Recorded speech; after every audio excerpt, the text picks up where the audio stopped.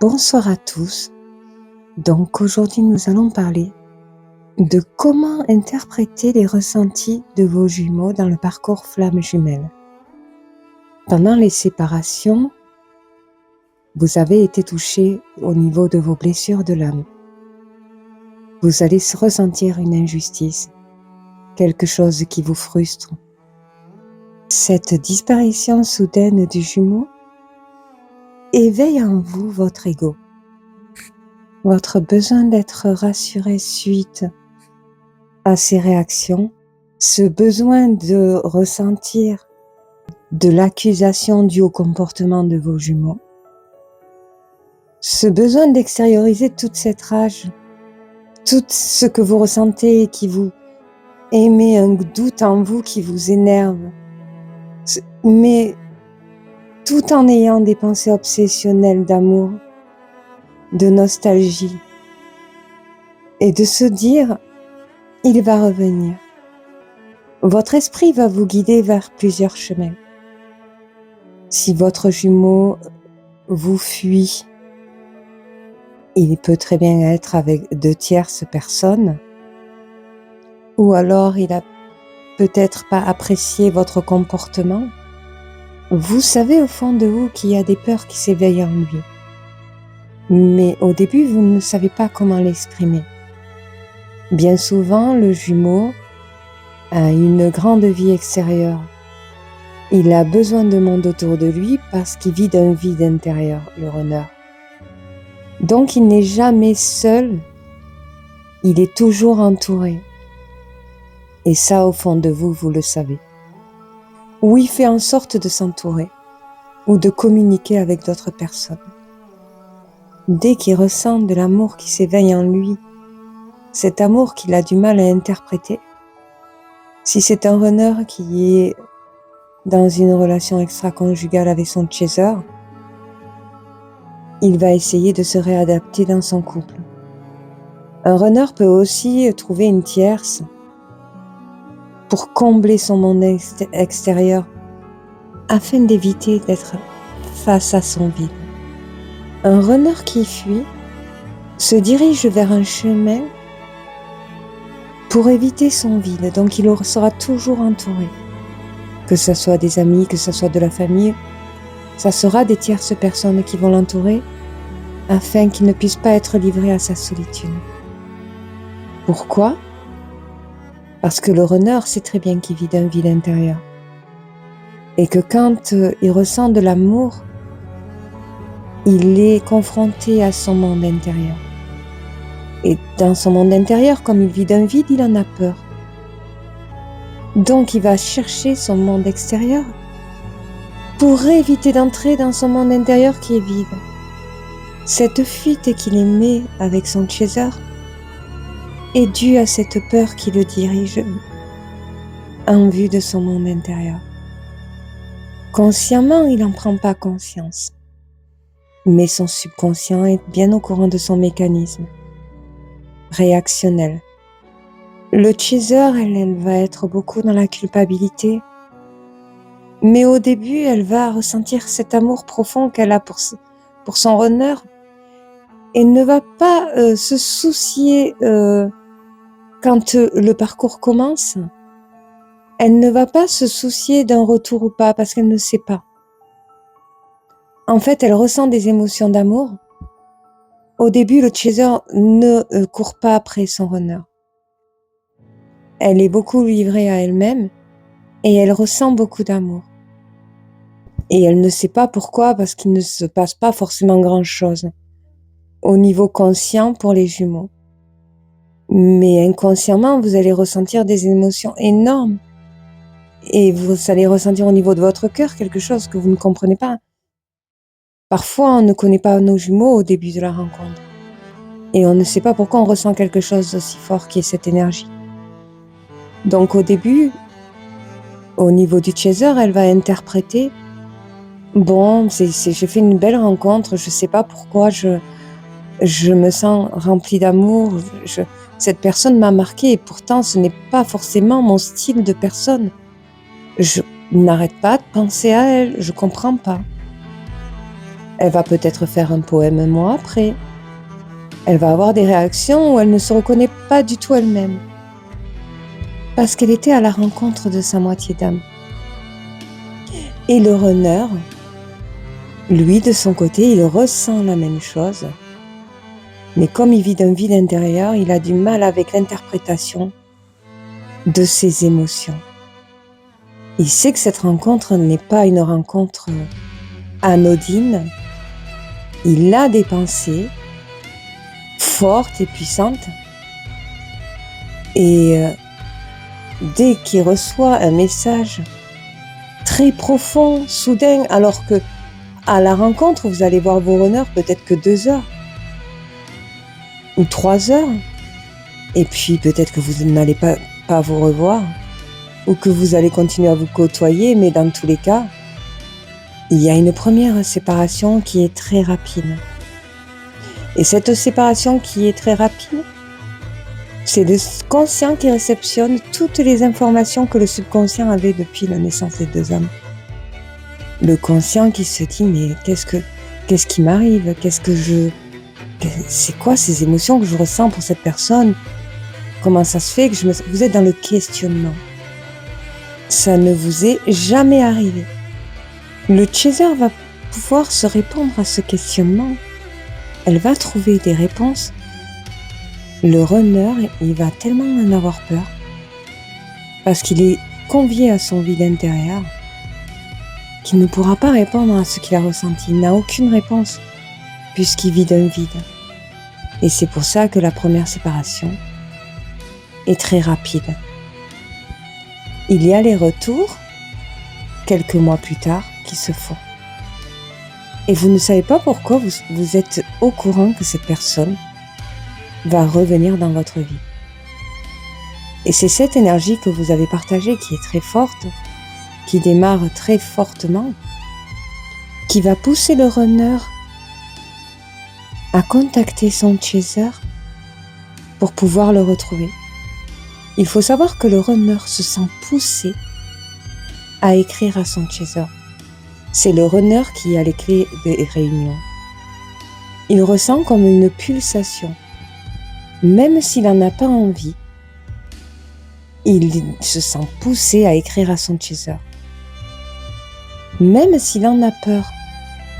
Et le chaser ressent un bonheur intense du fait que son runner lui a écrit, alors qu'elle a vu qu'une seule fois.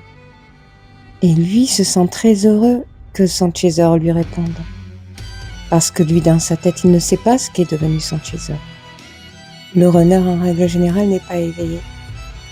Il faut savoir qu'il est poussé par son subconscient pour recontacter son chaser. Son conscient ne veut pas. Son conscient est dans la peur de l'amour, de l'engagement. Et pour n'importe quelle raison.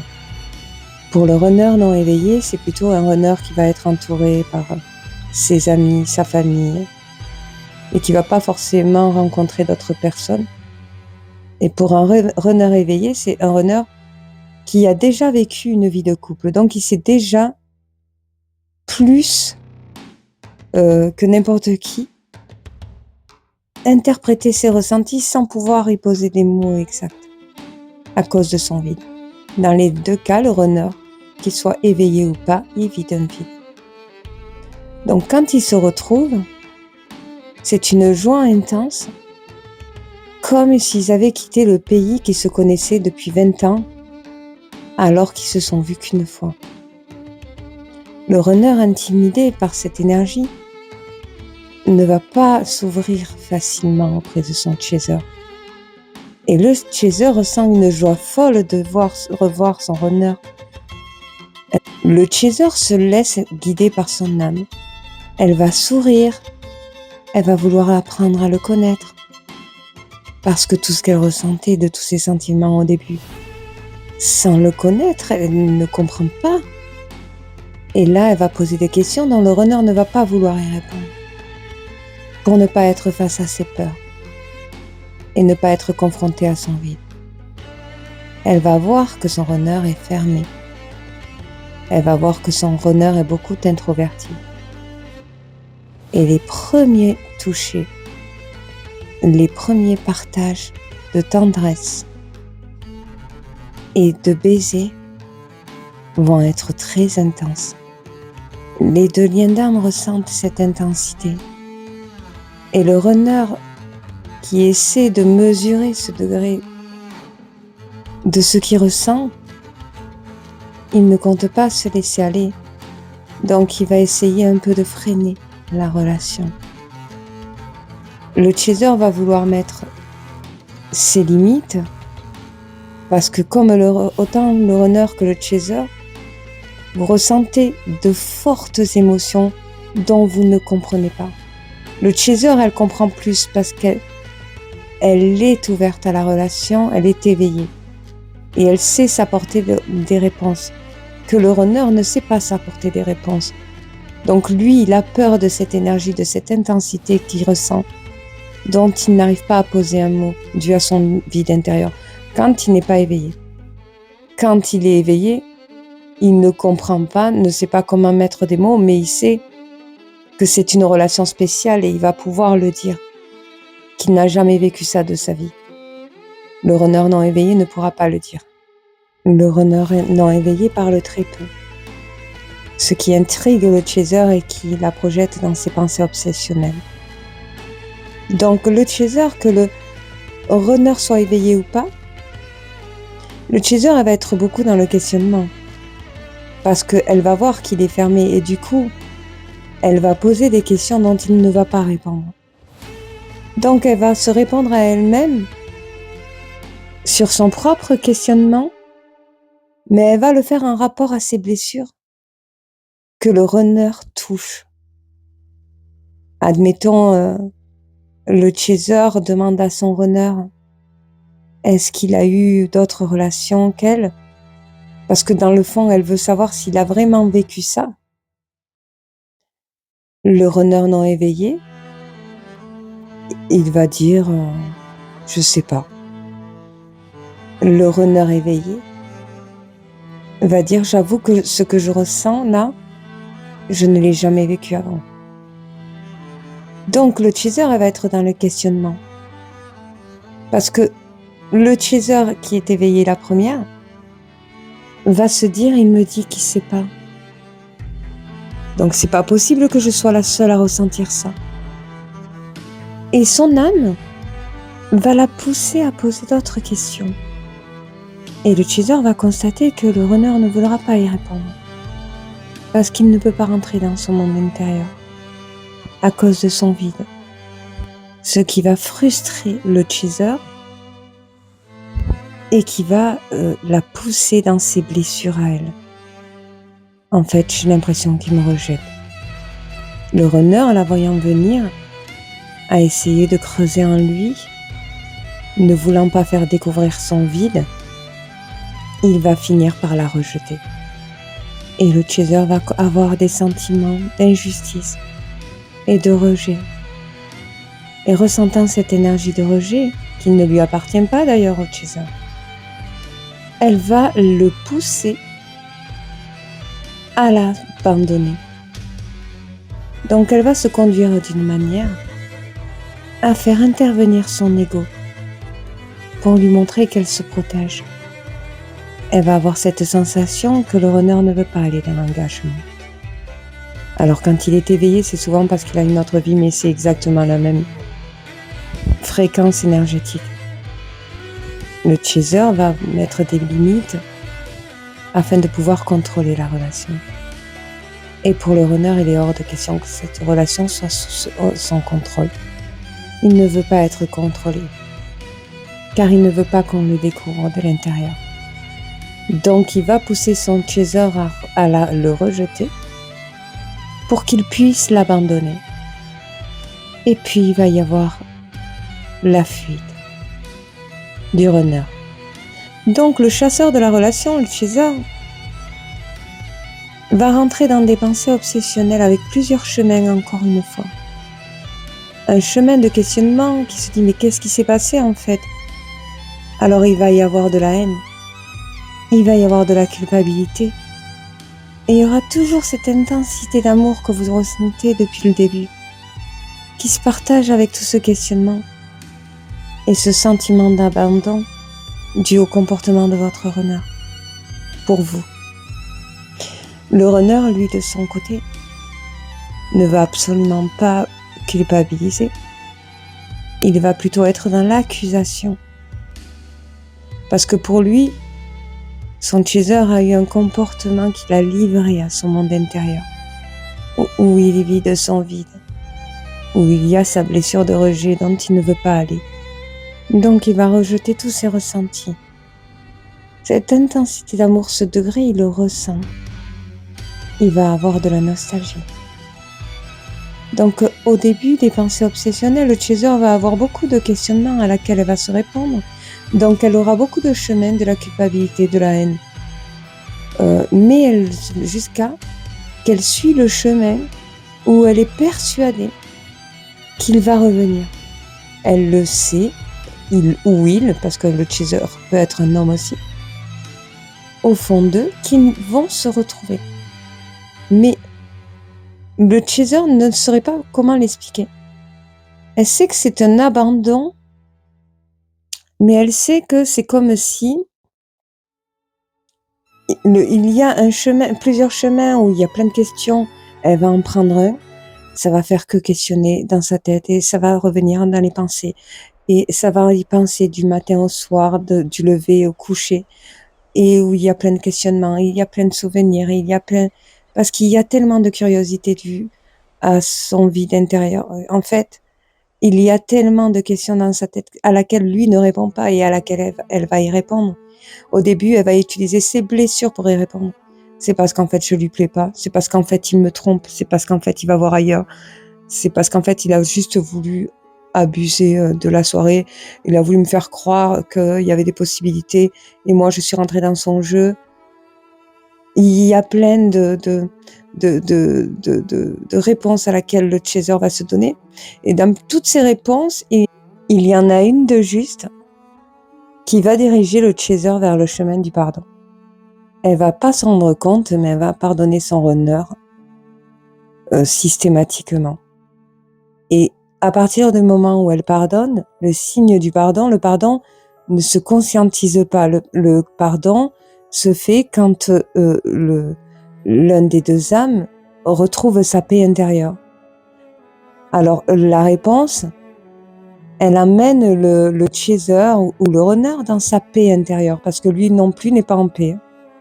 Il a autant de pensées obsessionnelles que le chaser. Donc à partir du moment où elle trouve la paix intérieure, c'est qu'elle a la bonne réponse à son questionnement, qui va la mener vers le chemin du pardon. C'est de là où on dit que c'est de l'amour inconditionnel, parce qu'il y a beaucoup d'inconditions dans cette relation. Sans s'en rendre compte, elle va pardonner dans son subconscient, et à partir du moment où elle aura pardonné, le runner va se sentir poussé à lui écrire. Ça peut être 2 mois après, 3 mois après. Et lui, de son côté, il est dans l'accusation, il est dans la nostalgie, il est dans les pensées. Mais comme il vit avec son monde extérieur va aussi le pousser à se livrer à son monde intérieur. Et à partir du moment où son monde extérieur va essayer de le livrer à son monde intérieur, il va se ressentir poussé à écrire à son chaser. Il faut savoir que le runner a des facilités de fuite parce qu'il a l'habitude, il est né en occupant son esprit. Il ne veut pas être livré à son propre esprit. Donc depuis son enfance, c'est quelqu'un qui fait des activités, c'est quelqu'un qui s'occupe l'esprit. Il ne peut pas rester sans rien faire. Il ne peut pas être livré à ses pensées à cause de son vide. Donc il va occuper son esprit. Que le chaser, qui vit toujours dans son monde intérieur, elle ne sait pas occuper son esprit. Quand il est dominé par des pensées, elle va chercher dans ses pensées plein de choses pour son monde extérieur. Tandis que le runner, lui, va occuper son esprit avec son monde extérieur pour ne pas être livré à lui-même. Et son monde extérieur vont bien entendu le pousser dans son monde intérieur. Et c'est à partir du moment où il s'intègre, où il entre en lui, qu'il est poussé vers son chaser, à lui écrire. Donc forcément, à la deuxième réunion, il y a chez le chaser une amélioration puisque pendant son questionnement, elle a réussi à pardonner de l'incondition, elle a réussi à travailler ce qu'elle ressentait de l'intérieur sans s'en rendre compte. Il faut savoir qu'en plus, le chaser, à partir du moment où elle rencontre le runner, elle est confrontée énormément à des problèmes extérieurs. Et que la seule chose qui peut la rassurer, c'est sa nostalgie avec son runner. Donc, le chaser, à partir de la rencontre avec le runner, sa vie change complètement. Elle est remplie d'obstacles qu'elle surmonte d'ailleurs grâce à cette énergie qu'elle partage avec le runner.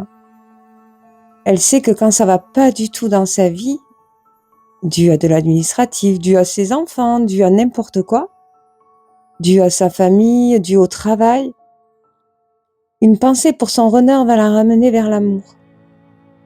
Et c'est là où ça va la rassurer. Et c'est ce qui va participer au pardon aussi, qui va permettre autant pour le runner que le chaser des retrouvailles. Parce que le runner, c'est pareil. Il est confronté au pardon parce qu'il est confronté avec son monde extérieur. Alors ils se retrouvent et ils sont très heureux, comme s'ils ne s'étaient jamais quittés. Et pourquoi comme s'ils ne s'étaient jamais quittés? Parce que ça peut durer 1 an après une séparation, hein. Parce qu'en fait, ils ne font que penser l'un à l'autre comme s'ils étaient présents tous les jours. Avec de l'amour, avec de la joie, avec de la haine, avec de la culpabilité, avec de l'ego. C'est une manière de trouver le chemin de l'esprit pour pouvoir accéder au pardon. Et sans s'en rendre compte. Donc ils sont très heureux de se retrouver. Et ils continuent à s'éveiller les blessures et à les travailler afin de s'améliorer et grandir. Ce qui va beaucoup éveiller l'ego du chaser, qui va éveiller aussi l'ego du runner. Parce que ce détachement, cette introversion du runner, qui suscite du questionnement chez le chaser, les pousse dans les égos qui protègent l'estime de soi, qui protègent l'âme et ses blessures. Le chaser, au bout de plusieurs séparations et retrouvailles, elle prend l'habitude de son comportement et elle essaie de s'améliorer. Le runner aussi montre des petits pas pour essayer de montrer à son chaser qu'il veut s'améliorer. Il veut même essayer de prouver ce qu'il ressent pour son chaser, pour montrer qu'il arrive à s'améliorer, à se déclarer, à faire des pas même s'ils sont petits. Et vous les voyez, tous ces petits pas, mais pour vous, c'est pas assez.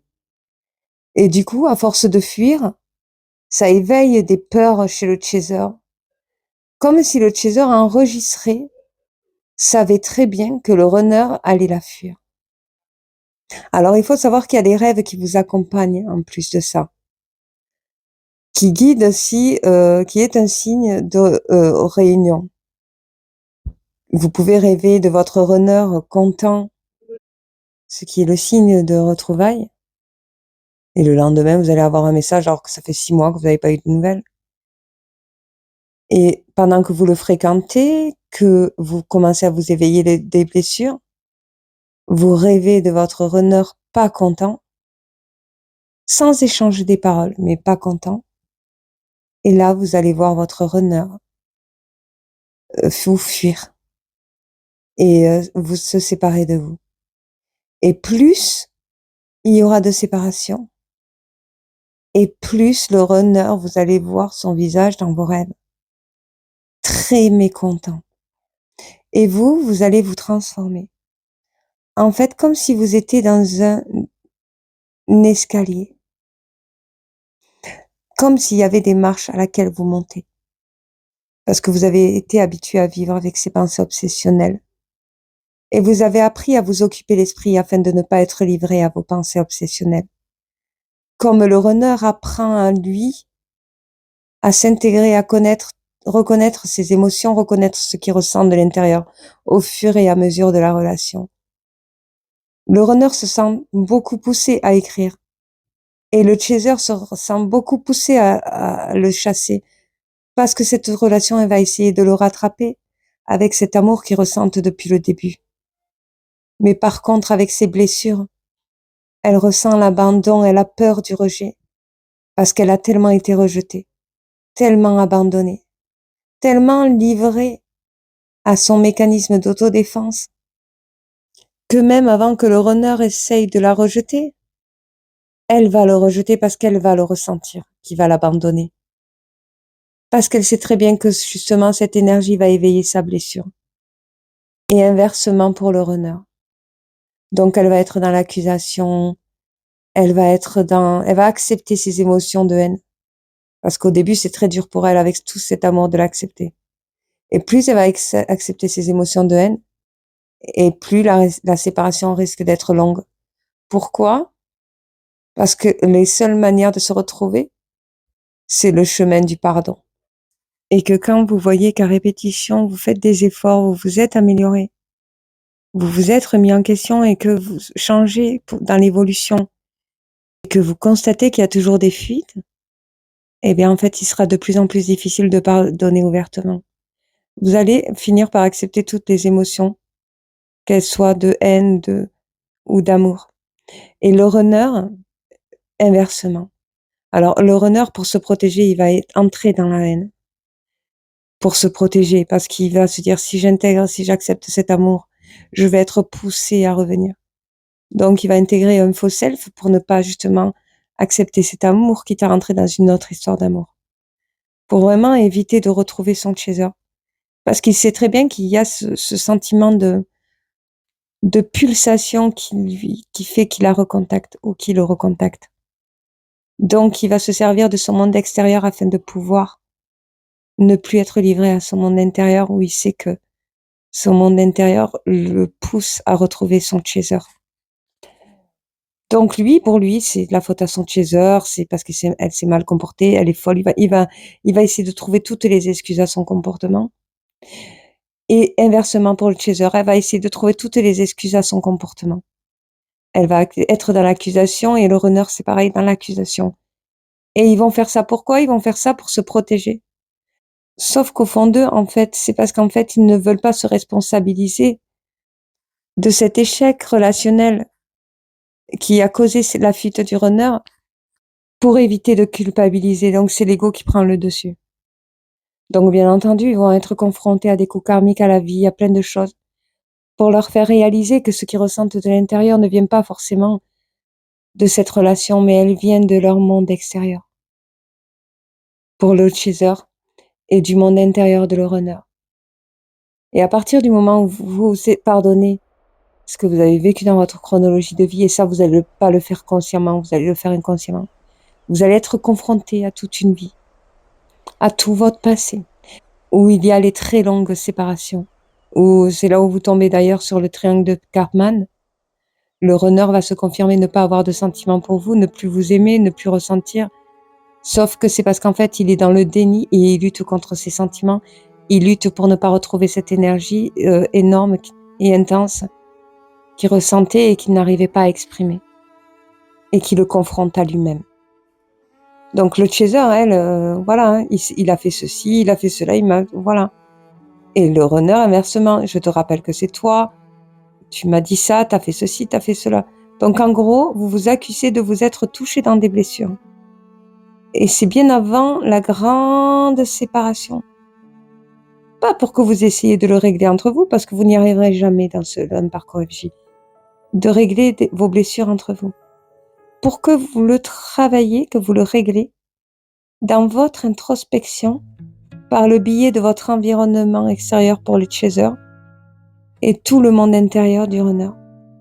Donc le chaser va être extériorité, donc elle va vivre dans son monde extérieur, et le runner va s'intérioriser, il va vivre dans son monde intérieur. Parce qu'il sera tout le temps poussé, et il sera poussé à y aller dans son monde intérieur. Mais il va vraiment éviter de retourner vers son chaser. Alors le chaser va ressentir tout ça, et elle va se dire, s'il revient, je vais lui dire ceci, je vais lui faire comprendre que ce qui s'est passé la dernière fois, je ne le pardonnerai jamais, que ce n'est pas normal. Et le runner se dit, si elle pense ou il pense que je vais revenir, Mais alors là, cette fois-ci, il est arrivé. Je suis sûre qu'il attend que je vais revenir, sauf que non. Parce qu'il est livré à son monde intérieur. Et dans son monde intérieur, il a son ego à travailler. Encore plus que le chaser, qu'elle arrive à de temps en temps lâcher prise.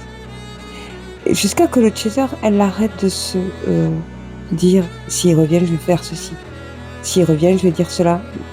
Elle fait ça dans le but de s'améliorer dans la protection de son être, de son estime d'elle-même.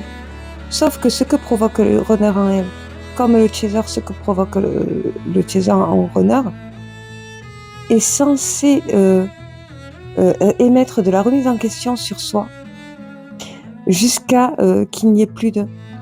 J'en suis sûre que s'il me recontacte, il va se passer ceci, il va se passer cela. Je dirai ceci, je dirai cela, cette fois-ci, là, je vais bien faire comprendre que je veux que ça se construise. Il n'y aura plus de tout ça. À un moment donné, quand vous montez l'escalier du chemin, il n'y a plus de questionnement comme ça. Le questionnement disparaît de plus en plus. Et le runner ne se dit plus « mais alors là, il est arrivé, mais alors là, ceci », parce que ça, il va combattre, c'est la lutte sentimentale. Alors là, il ou elle va arriver, si elle pense que je vais revenir, je suis sûre que si je reviens, elle aurait fait ça, je suis sûre qu'elle va me recontacter, là c'est bon, c'est terminé, ça sera plus de ça. Ça va être ça longtemps pendant une séparation, ce qui fait que les séparations sont longues d'ailleurs, jusqu'à qu'ils s'intègrent en fait, jusqu'à qu'ils comprennent leur propre travail, leur propre parcours. Donc ils montent des escaliers comme si, et ils découvrent tout leur environnement, la vérité de leur environnement. Ils découvrent les vrais visages qui sont autour d'eux. Ils découvrent à quoi d'autres liens d'âme leur a servi dans leur vie. Ils sont surpris par beaucoup de comportements. Et il y a plus cet amour qui permet de rassurer en plus, ou le chaser, le runner, parce qu'ils sont dans le triangle de Cartman qui bloque la relation, qui fait que la séparation est très très très très longue. Le runner peut ne plus jamais revenir parce que ce ressenti d'amour inconditionnel disparaît. Mais il va arrêter de se dire éternellement ouais, je ferai ceci, cela, parce que ça le pousse dans les coups karmiques et à un moment donné, il va le remarquer. À force de vouloir lutter contre ses sentiments, de lutter, il va tomber amoureux d'une personne qui va le faire énormément travailler, c'est-à-dire qu'il va vraiment toucher à ses blessures afin qu'il sorte de ce truc de dire si elle revient, je réponds pas, j'ai pas son numéro, je la bloque, je fais ceci, je fais cela pour ne pas être poussé, pour ne plus rien faire. Il va rencontrer une personne qui va lui permettre de justement lutter pour lui, hein. Mais pour de vrai, il va lutter, il va être convié à ses blessures et il va se rendre compte au fur et à mesure qu'en fait, il était en pleine lutte sentimentale. Et là, pendant une relation avec quelqu'un d'autre quand même, avec un autre lien d'âme, avec une tierce. Et il va vivre très mal cette relation parce que ça ne sera pas une relation, il y aura de l'amour, mais ça ne sera pas le même. Il va ressentir un travail de fait en lui. Il va se dire, mais il va être dans la remise en question parce qu'il va l'apprendre à travers cette relation. Et il va se rappeler de son chaser. À chaque fois qu'il sera confronté à des disputes avec son lien d'âme, il va être rappelé par son chaser, il va se rappeler pour pouvoir se rassurer. C'est là, lui, de son côté, il va se rassurer en se disant, j'ai vécu cette relation et elle était magnifique par rapport à ce que je suis en train de faire, parce qu'il va faire des comparaisons maintenant. Parce que là, à partir de ce moment-là, le runner est dans son introspection, il construit, en fait, c'est comme s'il construisait son vide. Et il remarque pas dans la conscience, mais dans le subconscient, il ressent qu'il y a un changement chez lui, dans le sens où il répond à ses questions. Donc du coup, voilà. J'espère que cette vidéo vous aura plu. Pour la prochaine vidéo, je vous parlerai de l'exorcisme énergétique pratiqué avec Angela. Un an après, quelle est la suite?